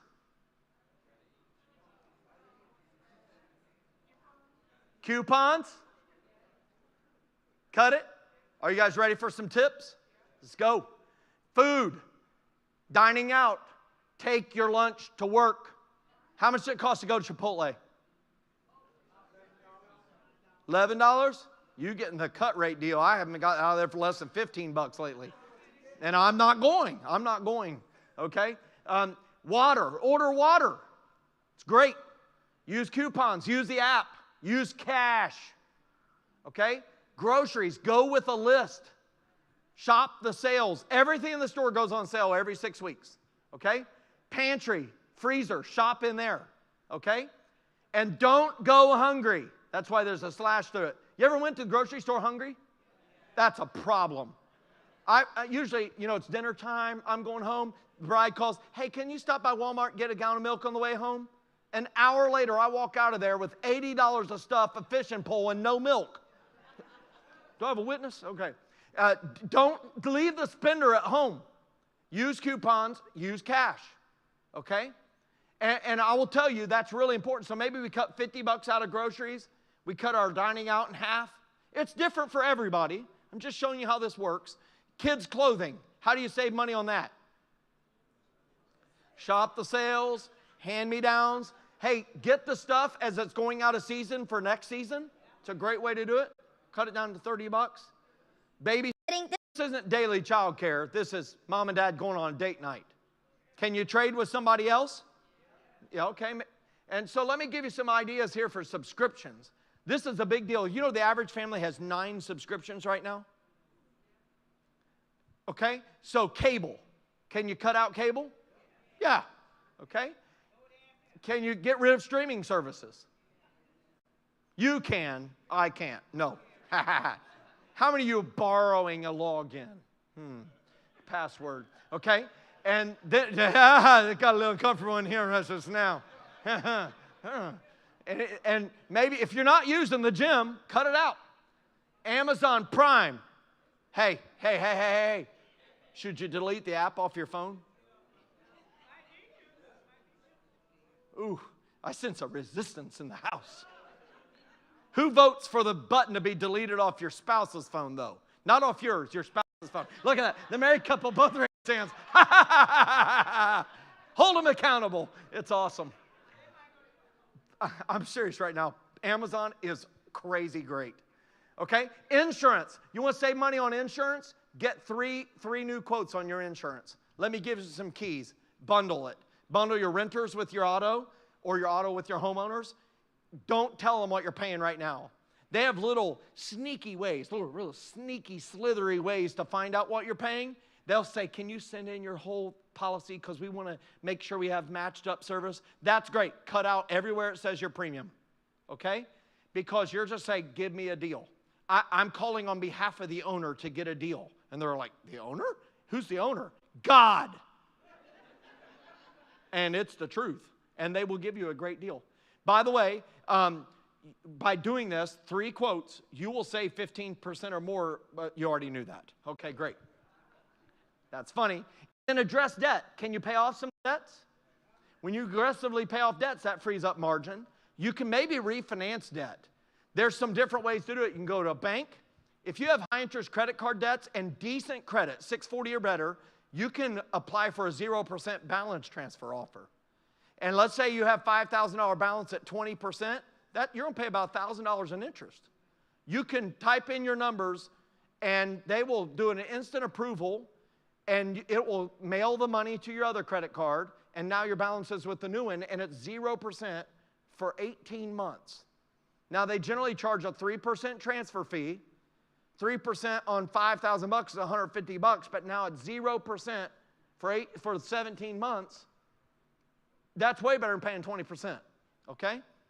And maybe you can get a personal loan. I can tell you there's been some people, now you have to be trustworthy, who have borrowed money from mom and dad and said, hey, I'm paying 18% on a credit card for this $5,000. I'll pay you guys 10%. And mom and dad are like, come over here, we're going to make a deal, right? But you got to follow through. And my dad made me sign legal agreements with a witness and a notary. I'm not kidding. And in the moment, I was perturbed. I just wanted to say perturbed today, so I get a check mark. But listen, here's what I know. It taught me something. The value of a witness, the value of a notary. He was teaching me contract law. And let me tell you, I paid up because he was not going to relent, okay? And so we go through here. We're $30.53 away. Can we reduce our emergency fund a little bit? A little bit. Hey, what just happened? It's exactly zero. Trademark. Are you fired up? Hey, how long would it take you to prepare a budget like this? For real, how long would it take you? You could do it this afternoon. Yeah? True? I mean, how long will your first budget session? There could be resignations from the budget committee. Just come back, right? But here's what I tell my wife, just feed me some tacos, and I'll come back to the budget committee. And listen, it's very healthy to do this. Very healthy, and it honors God. It honors the dream He's placed in your heart. Let's talk about paying off some debt. Romans 13:8 says, let no debt remain outstanding except for the continuing debt to love one another. Proverbs 22:7 says, the rich rule over the poor, and the borrower is servant to the lender. And so we have a way of paying off debt. It's common. Dave Ramsey promotes it. Crown Ministries promotes it. I love it. It's paying off debt from the smallest balance owed to the largest. Now, there's two different ways, really. This is one way, smallest balance to the largest. The other way is highest interest rate wins first. Both are great. Both are great. This is not to disagree on either. But what I encourage you to do is to restructure your debts to low and no interest. Refinance stuff, roll it over to 0% cards, things like that. And then you can see it's from $2,000 down to the student loan of $15,392. The calculator, guess where this calculator is located? On our website. I mean, it's wildly popular. 3 people per day visit it. It's amazing. Actually, this tool has been downloaded more than 1 million times. We're fired up. Okay? So $34,121 a debt. It pretends it's one big debt with one big payment of $927. And it says it'll be debt-free in 36.8 months. Did you know the average family here can be debt-free except for the house in 24 to 36 months? And will free up between $750 and $1,500 a month. Let's add it up. Don't say it out loud, but add up your payments. Do you know your payments? You bill payers know your payments. Car payment, truck payment, student loan payment. Are you adding them? Credit card payment, furniture payment. Isn't that awesome? Hey, listen, I don't know if you know this, but if you pay off the debt, the very next month, you get to keep the payment money. Did you know that? Like, I think I mentally knew it, but the first month I got to do that, there was a party in our house. P-A-R-T-Y, because we gotta. That's from one of the Jim Carrey movies. Anyhow, so the debt freedom date calculation with the debt snowball says, hey, build your savings first. Build it up to that emergency fund. Start getting the company match. And then any extra money goes to the smallest debt. Everything else is minimum payment. So this one is going to take 16 months to pay off the first debt. Okay? But I don't want it to take 16 months. How do you pay it off faster? Right? Right? You can refinance it. You can get a tax refund, a bonus, found money by budgeting better, sell some stuff. Right? As Dave Ramsey says, sell so much stuff the kids are afraid they're next, right? All the debts went down. If you see that, say yes. None of this works if you keep swiping. Swiper? No swiping. So how long does it take credit card 1 to pay off? About 6 months. And then you take that payment, the $212, and add it to the $116 to credit card 2. If you see that, say yes. And it just starts snowballing, right? Now a little over a month, credit card 2 is gone. It's a little over 3 months, the car's gone, and you call up Sally Mae and say, hey, we breaking up. And you're debt free. Isn't that awesome? Yes, get fired up. Hey, what sound would you make if you woke up tomorrow and all your debt was gone? On the count of 3, make it. 1, 2, 3. On the back of your booklet is our phone number. Do you see it? 864-332-4151. When you get debt free without the house, and then especially with the house, will you call me? Call us, and when we answer, I was broke, now I'm not, just go, woo, click, and we'll know someone else got delivered. If you call after hours, it will record it, and if you're going for Guinness Book of World Records, the longest one is a little over 3 minutes long, wooing, and it was awesome. It was from Canada. It was great. But here's what I know, debt freedom is awesome, And it allows you to free up money to really start investing heavily, okay? So some people got fired up and chopped up their credit cards and sent me pictures. They spelled no new debt with theirs. These people burnt theirs with an oxyacetylene cutting torch. But they're from Georgia, so we'll pray for them, right? If you do something crazy with yours, send them to me. But listen, if you use yours with a plan and pay it off every month, get all the points you want. But I had to cut mine up because they enabled impulsiveness. And so I went for 6 years with no credit cards. But by the time I went back and got credit cards, I had fundamentally changed. Does that make sense? And we run $1.5 million a year through credit cards, and we redeem the points at Christmas and give them away as cash and gift cards to our employees. And they like it. How many dollars in interest do you think we've paid? We've never paid a dime, right? Oh. It's not the credit card the problem. It's what it enables. So do you need to cut yours up? Do you need to get rid of them? We have something called payoff spectaculars. You know, a lot of debts, they're bigger. And we look at them and say, that's an elephant. Well, how do you eat an elephant? One bite at a time. So I created something called payoff spectaculars, and you put a bunch of little squares in there, and you take your debt. So let's say you have a minivan, and you take whatever you have in debt, divide it by 454 squares, and it tells you what each square equals in debt. And as you pay that off, you get the color in a square. And we have that for a truck. We have it for this car. This person finished theirs. This Jeep Lifer filled theirs in. We have over 200 of these. We have a degree payoff spectacular. We have a TV payoff spectacular. We have a credit card payoff spectacular. It's so nuts. We even have a llama payoff spectacular. And that's funny. I don't care who you are. Do you know why I have a llama payoff spectacular? Hey, by the way, I just met my second person who financed a llama. They financed a llama. If you've done that, there's free coaching with me after this. It'll be a very fast coaching appointment. Don't do that. We also have saving spectaculars. If you want to pay cash for your llama, you can color him in and then go get your llama. Isn't that awesome? Or we have a fishing boat, a ski boat, LASIK eye surgery, Mickey Mouse's ears, the shape of Italy, the Eiffel Tower, the London Bridge, wherever. And listen, if we don't have the one you want, email us and we'll make it for you for free. Isn't that awesome? We're full service around here. Okay? So let's answer questions and then we'll wrap it up with retirement and compound interest. Is this helpful? Okay, great. Okay, I am swiping to update this. Ding, ding, ding, ding, ding. Okay, is Joe fired up? Yes. What is a good, credible source to learn about buying stocks? Well, we would like to be one of those. You can learn about that at iwasbrokenowimnot.com/investments.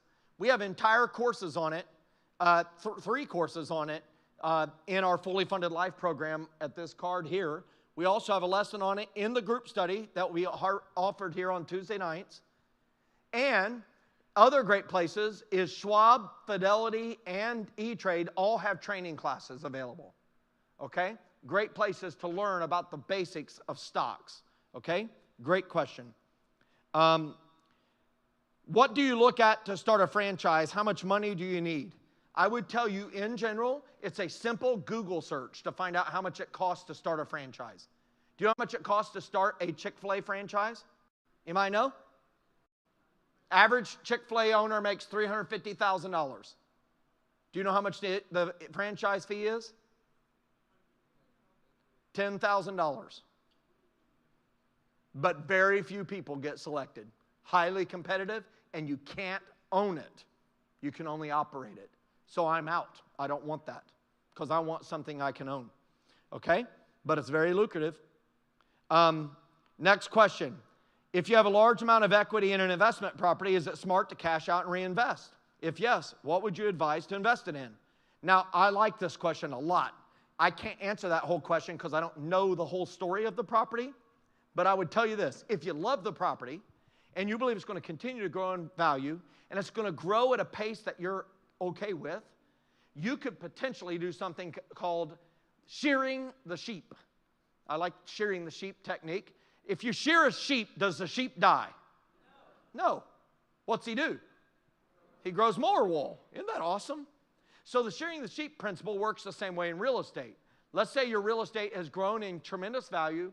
I'm going to give an example with round numbers. Let's say you bought a house for $200K.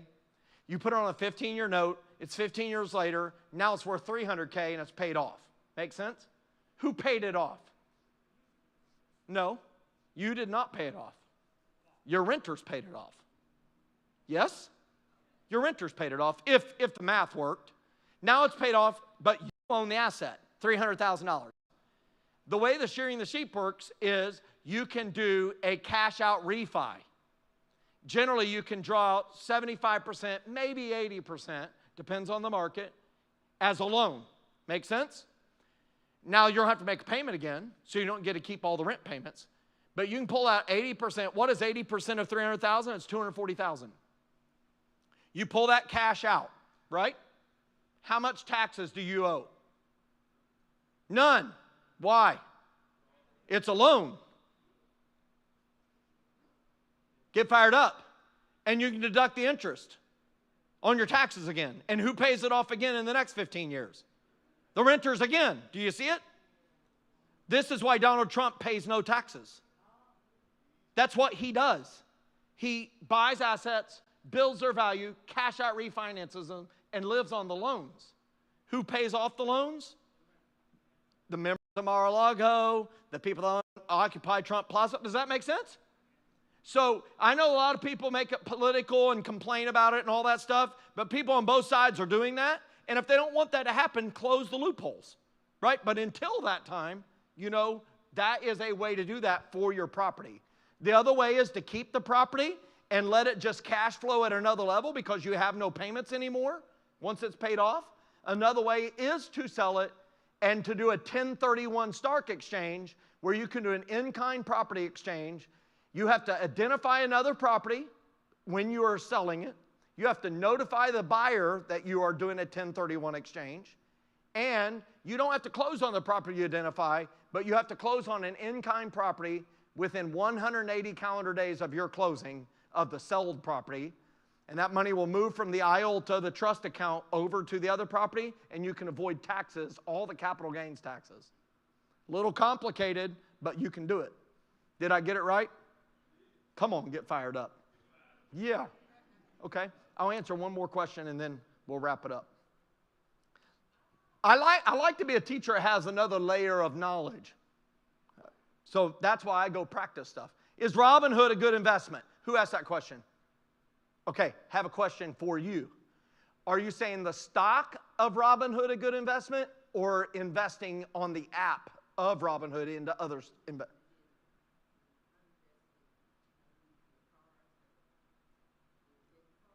Yeah. You invested in electric cars through Robinhood. Okay, great. Because I can say the stock, Robinhood, which ticker symbol is hood, could be a decent investment. It's better priced than when it did an IPO. Okay, I do own some Robinhood stock. As far as buying investments through Robinhood, I don't know that particular investment. Is it a mutual fund that you invested in? Yeah. In electric car sector, that could be a good investment. It's not been good for the last 3 weeks. Okay? So I don't make 3-week decisions. I am what they call a value investor. I buy and hold investments almost forever. I rarely sell. That is a downfall for me at times. But I can tell you I've held on long enough that sometimes total abject loser stocks have turned out to be winners. You just might have to wait longer. Tesla, I think, is a good bet. I'm sure Tesla is in that mix. NIO might be in it from China and a couple others as well. They have noble competition in China right now for EVs. Great question. Okay, let's wrap it up. Let's talk about compound interest retirement. And Proverbs 13:22 says, a good person leaves an inheritance for their children's children, but a sinner's wealth is stored up for the righteous. So, listen, can I encourage you to leave an inheritance for your grandbabies? Let me press in. I'm not talking just money. And by the way, I'm not leaving money for any grandbaby who's showing misbehavior with money. That's not going to be helpful. So they need to be trustworthy. But I want you to leave a legacy, an inheritance of faith. So who has grandbabies in here? Okay? Have you ever sat them down and shared your salvation story? I challenge you to do it. How young? Tell them, 6 and 5, they need to hear it. Because faith, you come to the Lord as a child. Tell them the story. They need to hear it. Because most faith decisions are made by the time they're 18. Share your faith with them. Share the moment that you accepted Christ. Share the moment of why. What was happening in your life. Because it's one of the most profound things you can share. So share that with them. Share moments where your faith was challenged but yet built. Because I view inheritance as way more than money. It's memories, it's stories, it's family legacies. I mean, it's ridiculousness. I mean, every family has ridiculousness. I have some ridiculousness. I want to make sure my kids have memories that Dad was absolutely crazy. I go to Minnesota every summer with my family fishing. Every summer for a week. There's about 40 of us that go. And we go to this lake. It is 7 miles across, 5 miles the other way across. And it's awesome. And in this lake, we came across a northern pike. Does anybody know what a northern pike is? It seems like 45 inches long. And I'm going to tell another story other than that. I came across a muskie. Has anybody heard of a muskie? This thing was nearly 50 inches long. It's a freshwater fish, had teeth this big. This lake is world renowned for these muskie. I've caught some of them. Well, this one was floating, belly up. Okay? In other words, it's dead. D-E-D. Dead. My brother, who is a pastor of a church, is getting up to preach on a Sunday morning, but I'm on vacation, I'm on the lake. And we're making fun of him because he couldn't leave his flock to come hang out with us. And so I pulled that fish out of the lake and took a picture with it. And I positioned it just right. Look at this fish I caught. And I texted out to the group. 3 minutes later, my twin brother picks it back out of the water, and I realized that in the sunlight, you could switch around and it would look like a different fish. And I took a picture with him, and we sent it out and said, the fish must be schooling. Maybe it's a Sunday school of fish. And we sent it to everybody in the shore. And all of a sudden, boats start leaving the shore. We can see them coming to us. They must be on them. And they show up and said, where are you catching them? What are you catching them on? And I said, it's actually floating right over there. I kid you not. 5 minutes later, a picture comes out with one of our nephews. I caught another one. And these all are pinging my brother as he's getting up to preach.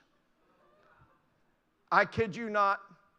He preached the message and left the platform, went out, got in his truck, drove all night long, 18 hours, showed up at 6 a.m., came up, and my older brother was the only one awake, and he said, I don't know, you won't tell me where they were catching, but what were they catching them on? And he said, you're going to have to go deal with them.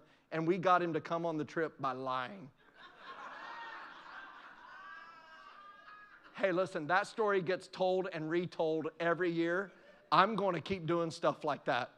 And listen, that stuff's fun, isn't it? And so I want you to share those stories with your family, the crazy stuff, right? Make sure you do that, but also to leave a legacy of resource. And so when we think about the retirement nest egg calculator, guess where it's located?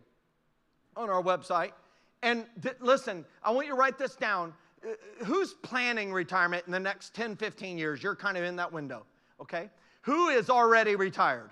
Okay, great. Who is planning? You've got 30, 40 years till you retire. Reality. Even though you want to retire tomorrow, I know. Okay, now think about this. I want you to target having 3 streams of income headed your way during retirement. Okay? I'm not saying equal. Social Security can be one, a 401k can be one, a small business can be one, it could be selling off some precious metals you've accumulated.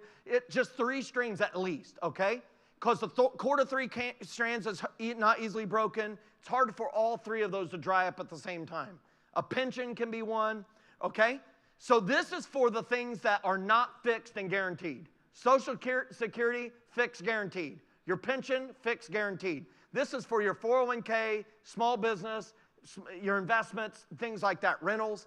So if you wanted $40,000 additional at retirement and you retired today, you need between, depends on the rate of return, at 12% you need $500,000. I wouldn't plan on that. At 8%, you need $1 million in net worth, income, cash flowing stuff. Oxen. Make sense? Type 2 stuff that you don't have to work for. This can be real estate. This can be your small business. Does that make sense? Okay? Now watch this. If you retire in, let's say, 10 years, at 4% inflation, you'll need $59,201 a year to buy what 40 can buy today. We all know about inflation. My dad tells me about buying a brand new car for $3,500. The whole car, made of metal, right? So watch this. You would need $740,000 to $1.5 million. Who's under 30? Get fired up. To get $40,000 purchasing power in 40 years, you'll need $192,000 a year. And you need between 2.4 and 4.8 million. Are you fired up now? So listen, I think it's at this moment that we might need to ask Sister Carrie Underwood to sing that old hymn, Jesus Take the Wheel. Yeah? But watch this. There's a great verse about compound interest. I shared it today. It says, dishonest money dwindles away, but whoever gathers money little by little makes it grow. And so I want to show the little by little. And so if you did $100 a month for 40 years, it's $1,200 a year times 40 years is 48,000. If you got 12% growth a year, write this number down on page 10. It'd be 1,176,477. 1,176,477. Is that awesome? And I know pushback immediately says, Joe, I don't have 40 years. I understand, but I'm not telling you to do $100 a month. I'm telling you get debt free so you can do $500 a month or $1,000 a month. Make sense? So let me show you that on a chart. You invest $100, it grows 12% a year divided by 12 months. It's a percent a month. What's a percent of $100? $1, right? Is that type 1 or type 2 income? Type 2, you didn't work for it. It's dividends, it's profits, it's rent income. Now you have 201. Now you earn $2 and a penny. That penny is important because that penny is given to you for the dollar they gave you last month. So your type 2 income actually starts working for you too. Does that make sense? One way this works for us is through what we call DRIPs, dividend reinvestment programs. Okay? So it's really important. After 1 year, you have $68.25 more than you've put in. And broke thinking says, Joe, $68, are you serious? I need the $1,200. But I would tell you what the farmer knows, don't eat the seed. This is seed money. Look at it after 10 years. It's $23,000. After 20 years, that's $98,000. Are you fired up now? After 30 years, it's $350,000, and then it's the number you wrote down, 1,176,477. And so I'll finish with this final statement. You can do this. There is no harvest if you do not invest. I can say it on the positive side too, that when you invest, you can expect a harvest.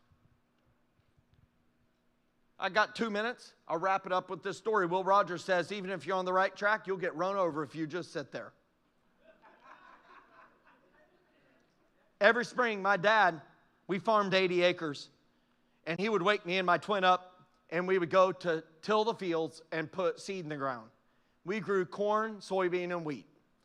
And it was always amazing to me because we would go out there, and we would till up the soil, and we would get that old John Deere planter. And I don't know if any of you have planted seed in a garden. Anybody a gardener? Anybody grow up on a farm? Okay? Like, it's important how deep you plant the seed, right? If it's a bigger seed like corn seed, you want to plant it like an inch deep, inch and a half deep. If it's like lettuce seeds, which are like really lightweight and little, I mean, you barely cover them with soil. So the John Deere planter has seed wheels based on the size of the seed, and then there's an adjustment on how deep that seed gets put in the ground. And then off you go across the field in straight rows as best you do, watching your corn pop up in rows, right? It's a country song. Now, it was crazy we would bring in the back of a pickup truck, all of our hybrid corn seed. It's pretty expensive, like $250 a bag, but it's got the potential. And we would put the corn seed in the ground, and we would leave the field. Could we come back the next day and harvest? Could we come back the next day and harvest?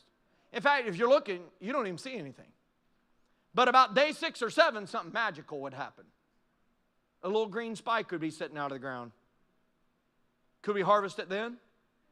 No. And then it starts growing leaves, and it likes growing leaves, and it starts growing, then it shades out, and eventually it gets sick of leaves, and it starts growing a tassel. And then you'll have 2 or 3 of these, what they call ears, come out, right? Like your sweet corn. And those hairs will come out. They're referred to as silks on the farm. Did you know every one of those hairs is individually connected to every kernel on that cob? And that they're hollow. And primarily at dusk and dawn is when pollen will drop from the tassel. And if you stand between it and the sun, you'll see it. It's like a dust. And it will fall to the end of the tube, get caught in the tube, come down, and hit the seed. And in that moment, that seed is fertilized. Within 6 hours, the tube will disconnect from the kernel. A farmer wanting to know if his crop is fertilizing properly will come off, rip off an ear, tear off the side, and if most of the silks fall off, he knows he's going to have a great crop. And then the plant says, you know what? I'm kind of tired of growing, and it dies.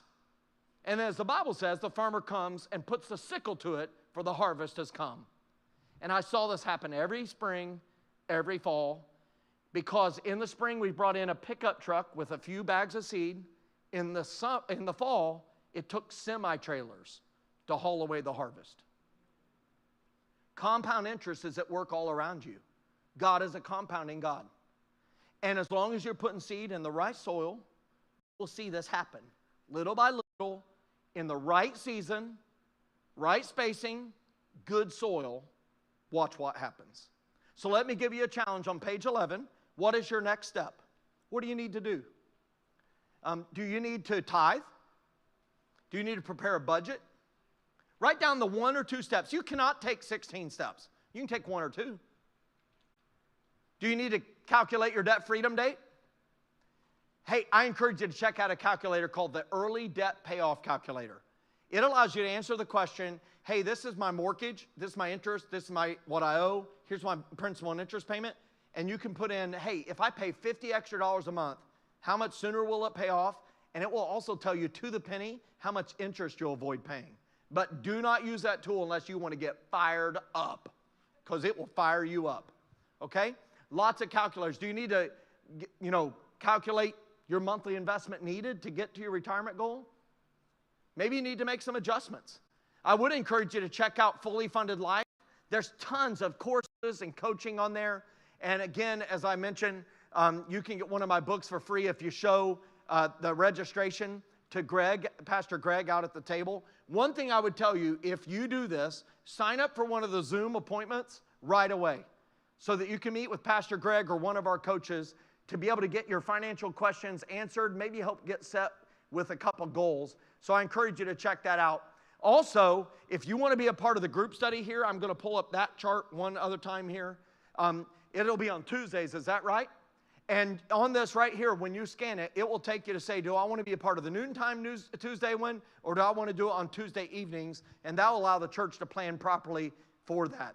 I'm going to stick around until about 4:45 out here at the resource table. I'm happy to sign any books, answer any individual questions, but I would love to pray for you and then hand it back to Pastor. Sound good? Lord, thank you for every life that's represented here. Lord, I see so many great faces that have been here all weekend. Lord, they have invested so much of their time, energy, and effort.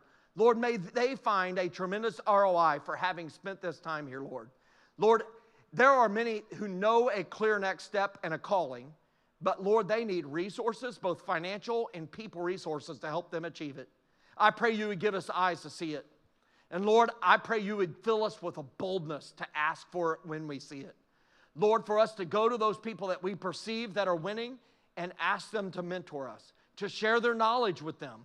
And Lord, I pray that when you do the miracle, may we be known as generous, may we be convicted of being a generous people, and may we point all glory and honor to you, because it is yours, and it is for you, it is from you. We love you, Jesus. In your name we pray. Amen. God bless each of you. Thanks so much for coming. Yeah. All right. So if y'all want to sign up there at the table, well, you can sign up on the QR code, or Ashley and Dr. Karen at the desk at the table. Thank y'all so much for coming. And I'm believing God is definitely going to continue to take you to a new level financially. Amen. See you Tuesday.